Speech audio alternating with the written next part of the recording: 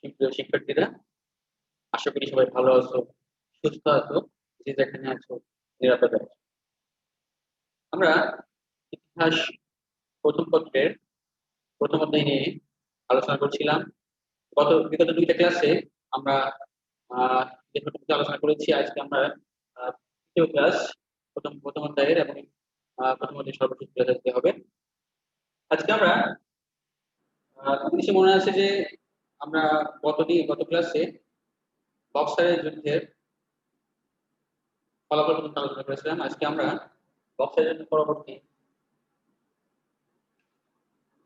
দেওয়ানি, দ্বৈত শাসন, এসব বিষয় নিয়ে আলোচনা করব। আমরা দেখতে পাই 1764 সালে বক্সারের যুদ্ধে মীর কাসিমের পরাজয়ের মাধ্যমে বাংলায় ইংরেজ শাসন প্রতিষ্ঠিত হয়। ইংরেজ শাসন বলতে এখানে ইংরেজের আধিপত্য প্রতিষ্ঠা হয়, ইংরেজরা সর্বসেবা হয়ে ওঠে। বিশেষ করে ইংরেজ ইস্ট ইন্ডিয়া কোম্পানি এ সময় দিল্লি, অযোধ্যা অযোধ্যা এবং বাংলা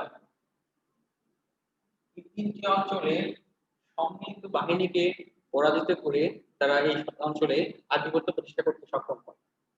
তবে কোম্পানি বাংলা, বিহার এবং উড়িষ্যা ব্যতীত দিল্লি এবং অযোধ্যার দিকে প্রথম দিকে নজর দেয়নি।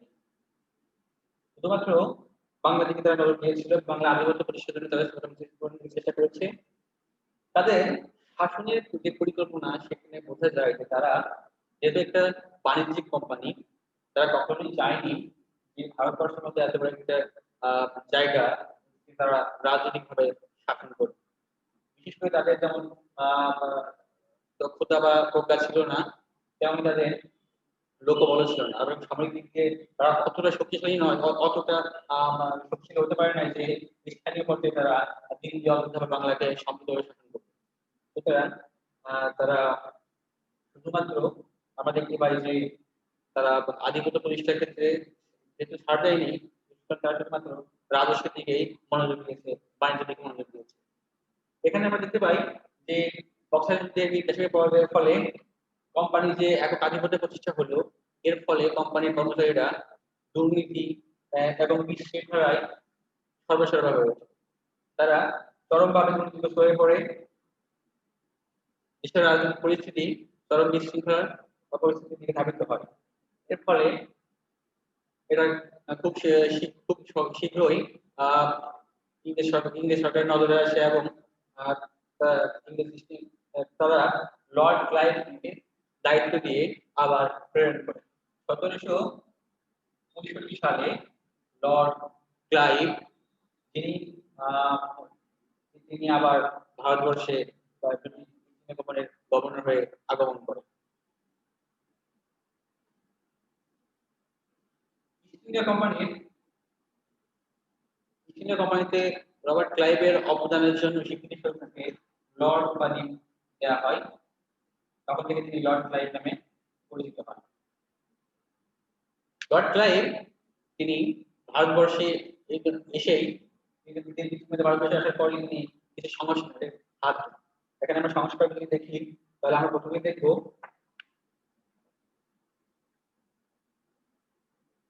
এক নম্বরে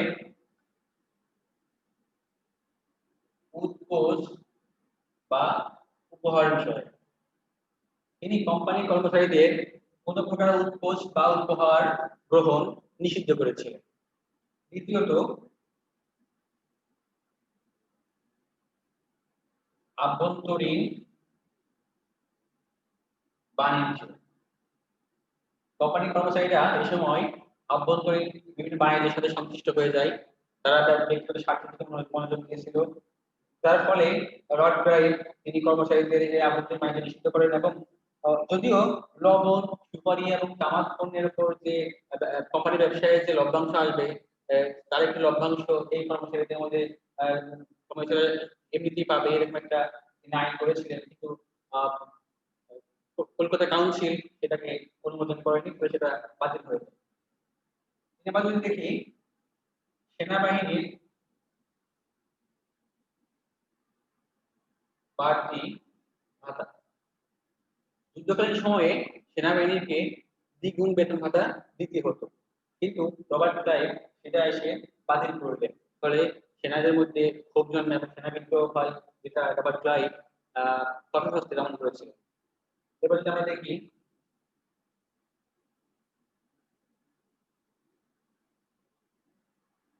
কাউন্সিলর ও কর্মচারীদের বরখাস্ত।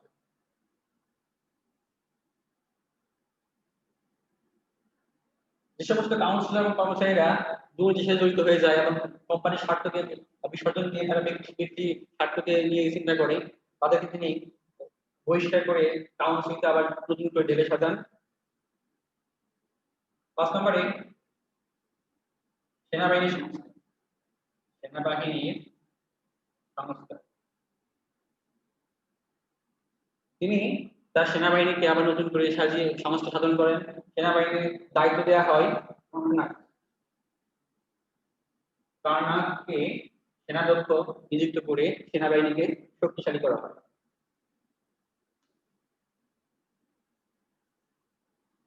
রবার্ট ক্লাইভ তিনি কিছুটা সফল হয়েছিলেন, এক্ষেত্রে আমরা বলতে পারি। এরপর আমরা যদি দেখি দেওয়ানিরা, কোম্পানির দেওয়ানিরা।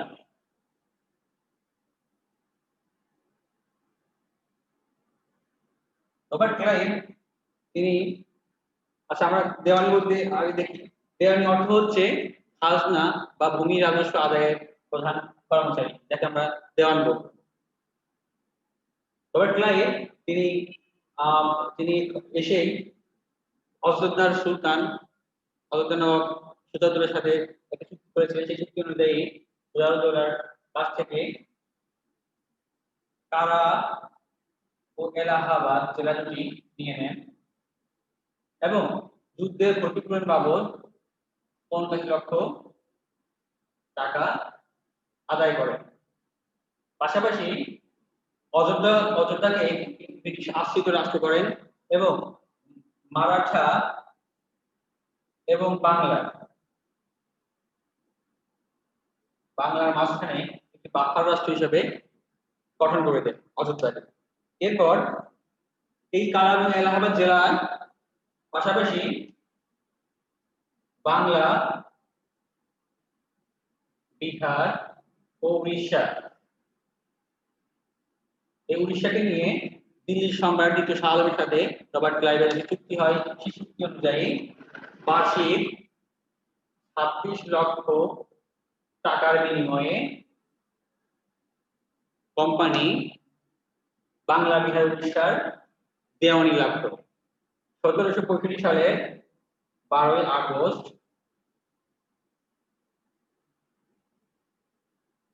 কোম্পানি এই দেওয়ানি সনদ লাভ করেছিল।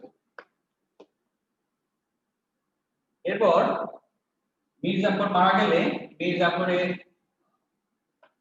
নাবালক পুত্র নাজিমুদ্দৌলা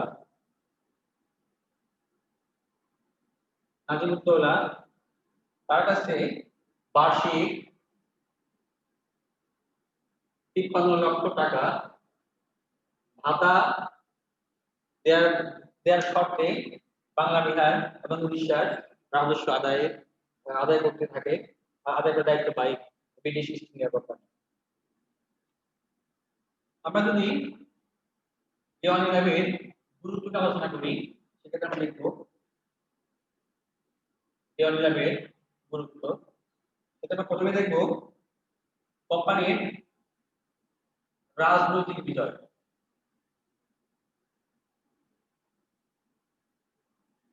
কোম্পানি ক্ষেত্রে রাজনৈতিক বিজয় লাভ করে, বিশেষ করে নবাব শাসন করছে নবাব, কিন্তু নবাবের মূল ক্ষমতাটা তার নিজের কাছে নাই, তার মূল ক্ষমতাটা চলে আসে ব্রিটিশ কোম্পানির হাতে। এক্ষেত্রে ব্রিটিশ ইস্ট ইন্ডিয়া কোম্পানি এখানে সর্বশেষভাবে হয়ে গেছে। পাশাপাশি আমরা দেখি যে নবাবের দিল্লি সম্রাটের কাছ থেকে স্বীকৃতি পেয়েছে দেওয়ানির ক্ষেত্রে, বাংলা নবাবের কাছ থেকে স্বীকৃতি পেয়েছে, সুতরাং তাদের মান মর্যাদা বাংলা অঞ্চলে অত্যধিক বৃদ্ধি পায়। ২ নম্বরে অর্থনৈতিক বিজয়। পূর্বে যেমন ব্যবসা বাণিজ্যের ক্ষেত্রে অর্থনৈতিক লভ্যাংশ ব্যবসা করতে হবে, এরপর লভ্যাংশ আসবে, এসব নিয়ে চিন্তা করতে হতো, কোম্পানি দেউলিয়া হবে কি হবে না, সেসব বাদ দিয়ে এখন রাজস্ব আদায়ের ক্ষেত্রে রাজস্ব আদায়ের মতো বড় ক্ষেত্র ব্রিটিশ ইস্ট ইন্ডিয়া কোম্পানি পেয়ে গেল, যেটা ব্রিটিশ ইস্ট ইন্ডিয়া কোম্পানির এখন একটা বড় লাভের অংশ নিশ্চিত হয়ে গেল। বিশেষ করে রবার্ট ক্লাইভ দেখিয়েছেন যে বাংলা এই অঞ্চল থেকে রাজস্ব আদায়ের যে অর্থ আসবে সেটা দিয়ে দিল্লি সম্রাটের বার্ষিক রাজস্ব, দিল্লি সম্রাট এবং বাংলা বাংলা নবাবকে সকল টাকা দেওয়ার পরেও সেনাবাহিনীর খরচ বা অন্যান্য খরচ বাদ দিয়েও প্রতি বছর প্রায় 12 কোটি টাকা কোম্পানির লাভ হয়। এটা কোম্পানির জন্য একটা বড় অর্থনৈতিক বিজয় ছিল। এরপর আমরা যদি দেখি তাহলে দেখবো কোম্পানির বিনিয়োগ। বিনিয়োগ ক্ষেত্রে আগে যেমন কোম্পানি বিনিয়োগ করতো, তারা ইংল্যান্ড থেকে অর্থ এনে এই অঞ্চলে বিনিয়োগ করতো, এরপর সেটা দিয়ে ব্যবসা করতো, তারপর লভ্যাংশ আনতো। কিন্তু এখন সেটা বন্ধ হয়ে গেল। এখন থেকে যে রাজস্ব আদায়ের পরে যে টাকা আসবে, যে লভ্যাংশ থাকবে, সেই টাকা দিয়েই তারা এই অঞ্চলে ব্যবসার ক্ষেত্রে বিনিয়োগ করতে পারবে। 4 নম্বর দেখি শুল্কমুক্ত বাণিজ্য।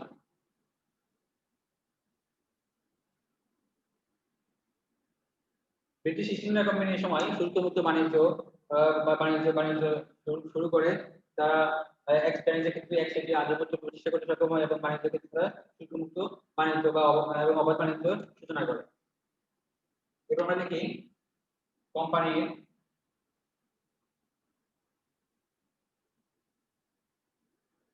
আয় ব্যয় নাতি। ব্রিটিশ ইস্ট ইন্ডিয়া কোম্পানি তারা সরাসরি রাজস্ব আদায় করতে চায়নি, কারণ তাতে জনমত তাদের বিপরীতে যেতে পারতো। সেই জন্য তারা স্থানীয়দের দ্বারাই রাজস্ব আদায়ের চিন্তা করে। এই চিন্তা থেকে তারা বাংলা অঞ্চলে সেতাব বাংলা অঞ্চলে রেজা খান এবং বিহার অঞ্চলে সেতাব রায়কে দেওয়ান বা নায়েবে নাজিম নিযুক্ত করে, তাদের মাধ্যমে রাজস্ব আদায় করা হতো। 6 নম্বরে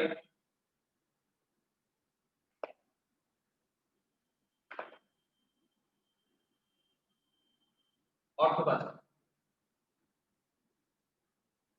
রাজস্ব আদায়ের দায়িত্ব বা দেওয়ানি লাভ করার সাথে সাথেই তারা অর্থের একটা বড় সংস্থান তৈরি হয়ে যায়। কোম্পানির কর্মচারী বা অন্যান্যরা তারা তারা এই দেশের সম্পদের মালিক হয়ে যায় এবং তারা ধীরে ধীরে ইংল্যান্ডে অর্থ পাচার করতে থাকে। 7 নম্বর যদি দেখি আমরা ইংরেজ শাসনের সূত্রপাত। সরাসরি যদিও শাসন ব্যবস্থায় ইংরেজরা আসে নাই, কিন্তু পরোক্ষভাবে তারা এই দেওয়ানির প্রাপ্তির মাধ্যমে তারা শাসন করা শুরু করে। এরপর প্রায় দীর্ঘ 190 বছর তারা এই দেশকে শাসন করেছে।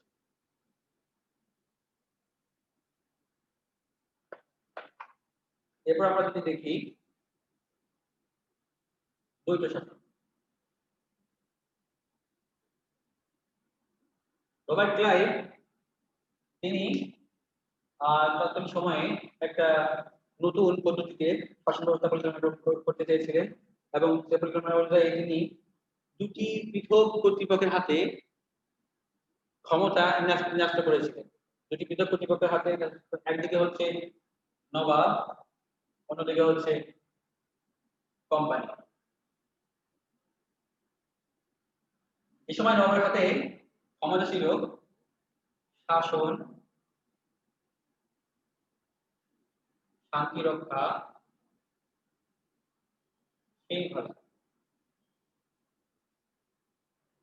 শৃঙ্খলা এবং ফৌজদারি বিচার।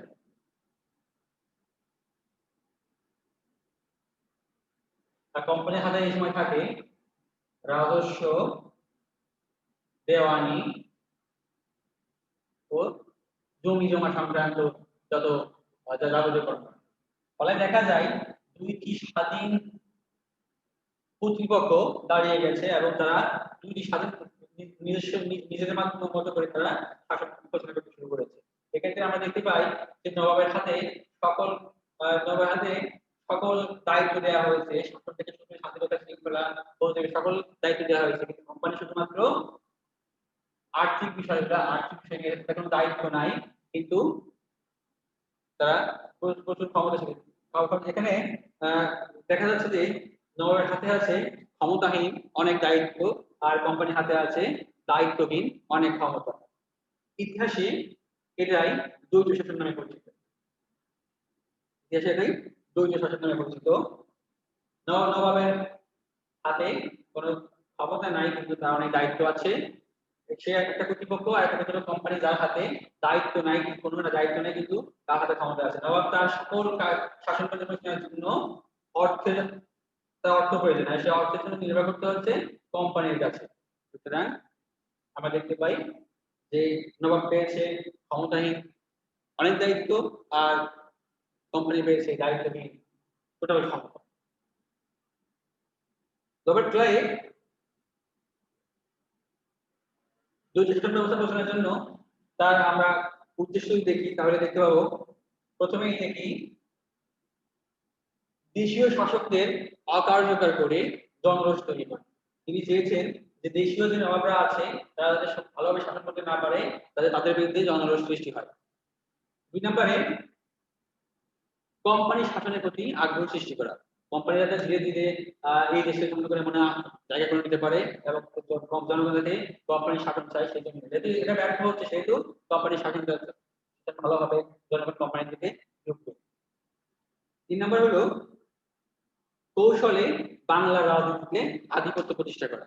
কৌশলে যাতে বাংলা রাজনীতিতে তারা এই রবার্ট ইংরেজ ইস্ট ইন্ডিয়া কোম্পানি আধিপত্য প্রতিষ্ঠা করতে পারে, এজন্য তারা এটা করেছিল, দ্বৈত শাসন চালু করেছে। দ্বৈত শাসনের যদি আমরা গুরুত্ব ফলাফল দেখতে চাই,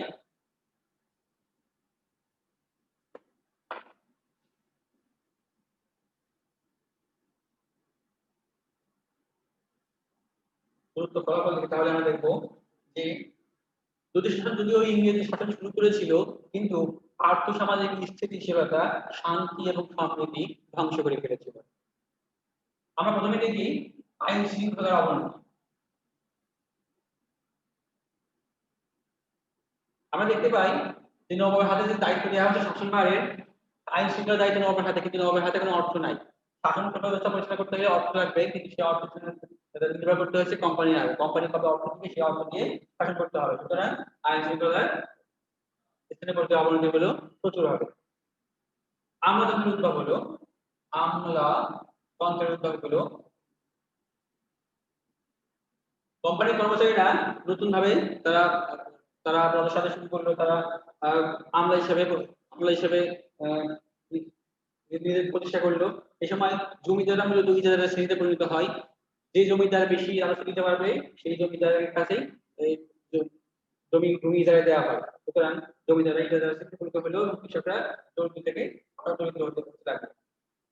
নিম্নমুখী রপ্তানি আয়।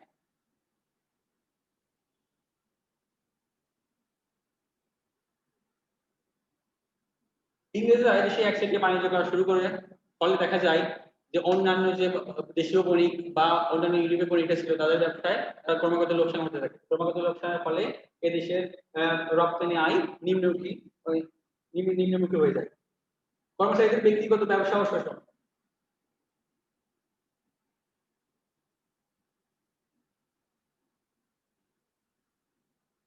এদেশের ইস্ট ইন্ডিয়া কোম্পানির কর্মচারীরা তারা ব্যক্তিগত ব্যবসা শুরু করে, এবং এই অঞ্চলের মানুষের শোষণ করা শুরু করে।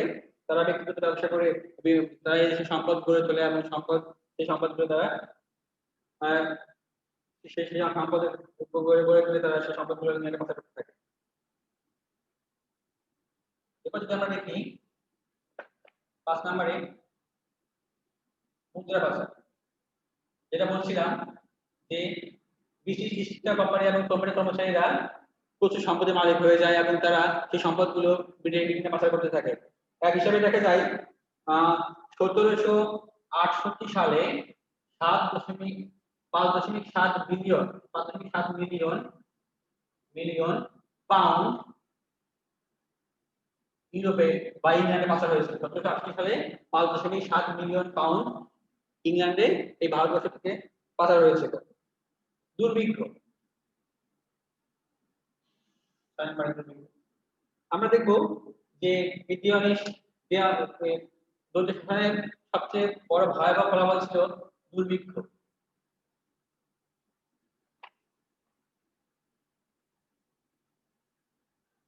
দুর্ভিক্ষ আমরা দেখি, প্রথমে দেখব যে যেহেতু কোম্পানি কর্মচারীরা অধিক খাজনা আদায়ে ব্যস্ত ছিল, ফলে তারা কৃষকদের উপর নানাভাবে অত্যাচার করত। তারা জমিদারদের কাছ থেকে খাজনা আদায় করতো এবং অর্থ আদায় করতে থাকে। পাশাপাশি 2 বছর অনাবৃষ্টিতে ফসল হানি হয়েছিল, কোনো ফসল হয়নি, উৎপাদন হয়নি। ফলে দেখা যায় যে এই অঞ্চলে খাদ্য ঘাটতি দেখা যায় এবং যেটা দুর্ভিক্ষ হিসাবে পরিগণিত হয়। এটা ইংরেজি 1770 সালে হয়েছিল, যেটা বাংলা 1176 বাংলা, এবং ইংরেজি ছিল 1770। এই দুর্ভিক্ষ বাংলার ইতিহাসে 76-এর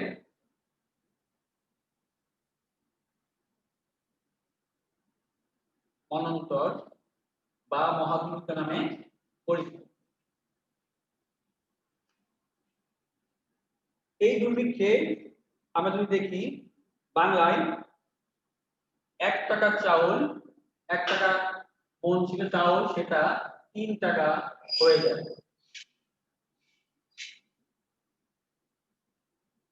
কোম্পানির কর্মচারীরা এই দুর্ভিক্ষকে বহুলাংশে প্রভাবিত করে, বিশেষ করে যেহেতু তাদের কাজ তারা নিজস্ব ব্যবসা করা, তারা ব্যবসায়ী শ্রেণী, তারা এই সময় দেশে যে খাদ্য ঘাটতি আছে তারা উপরন্ত খাদ্য মজুত করতে শুরু করে। বাজারে খাদ্যের কৃত্রিম সংকট, এমনিতে খাদ্য সংকট ছিল, তার উপরে তারা এটা মহাসংকট করতে শুরু করে, যার ফলে দেখা যায় যে খাদ্য সংকট তীব্র আকার ধারণ করে এবং মহাদুর্ভিক্ষ হয়, যেখানে এই বাংলার 1/3 লোক এই দুর্ভিক্ষে মারা গিয়েছিল। এই দুর্ভিক্ষের সময়ও কৃষকদের কাছ থেকে কোনো খাজনা মুক্ত করা হয়নি। নাজাই প্রথা ছিল। নাজাই প্রথা হচ্ছে এমন একটি প্রথা যে প্রথার মাধ্যমে কোনো কৃষক খাজনা দিতে ব্যর্থ হলে ওই গ্রামের অন্য কোনো কৃষক সেই খাজনা দিয়ে দিত বা তার কাছ থেকে সেই খাজনাটা আদায় করা হতো। এটা ছিল নাজাই প্রথা।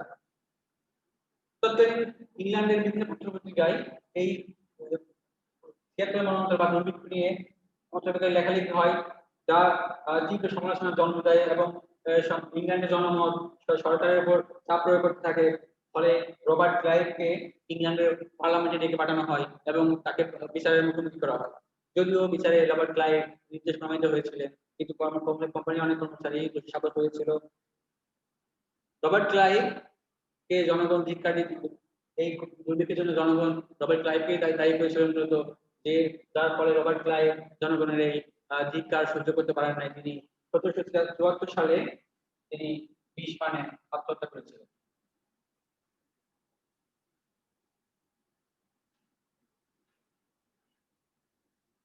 আমরা এখন দেখব দ্বৈত শাসনের বিরুদ্ধে প্রতিক্রিয়া কি ছিল।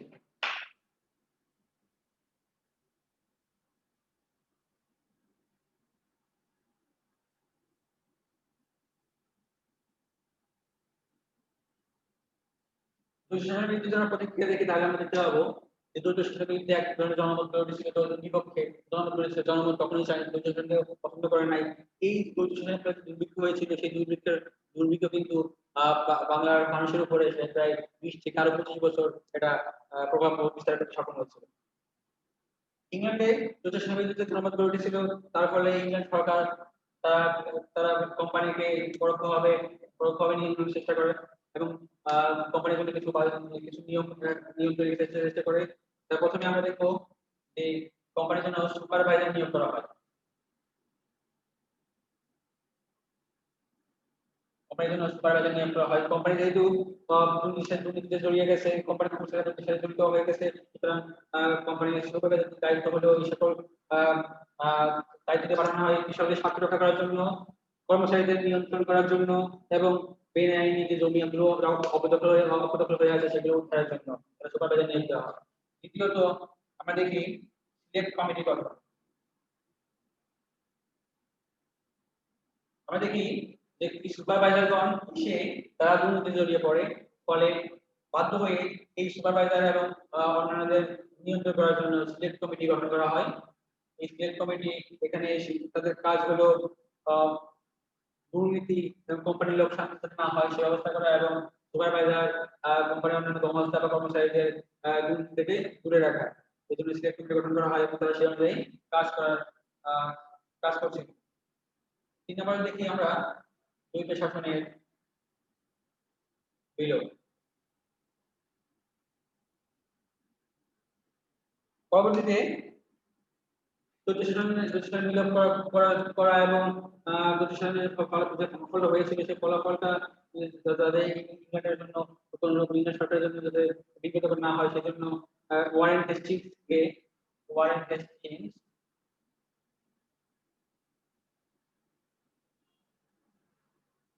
ওয়ারেন হেস্টিংস 1772 সালে তাকে ব্রিটিশ ইস্ট ইন্ডিয়া কোম্পানির নতুন গভর্নর হিসেবে নতুন গভর্নরে পাঠানো হয় ভারতবর্ষে এবং তিনি এসে 1773 সালে নিয়ামক আইন করেন, যার মাধ্যমে কোম্পানিকে পরোক্ষভাবে ইংরেজ সরকার নিয়ন্ত্রণ করতে পারবে।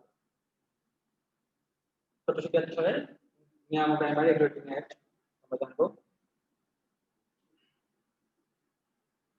এভাবে দ্বৈত শাসনের লর্ড ওয়ারেন হেস্টিংস নতুন গভর্নর তিনি এসে দ্বৈত শাসনের বিলোপ সাধন করেন। সুপ্রিয় শিক্ষার্থীরা, আমরা আমাদের প্রথম অধ্যায় শেষ করলাম। প্রথম অধ্যায়ে আমরা মনে করে নিয়ে আমরা পড়লাম। প্রথম অধ্যায়ে আমরা পড়েছি ইংরেজদের ইউরোপীয়দের ভারতবর্ষে আগমন, সেই ভাস্কর্য আমার হাত ধরে আসতো। এরপরে তারা নিজেদের মধ্যে বাণিজ্য স্বার্থ সংশ্লিষ্ট বিষয় নিয়ে নিজেদের ইউরোপীয় শক্তিগুলোর দ্বন্দ্বের সঙ্গে জড়িয়ে যায়।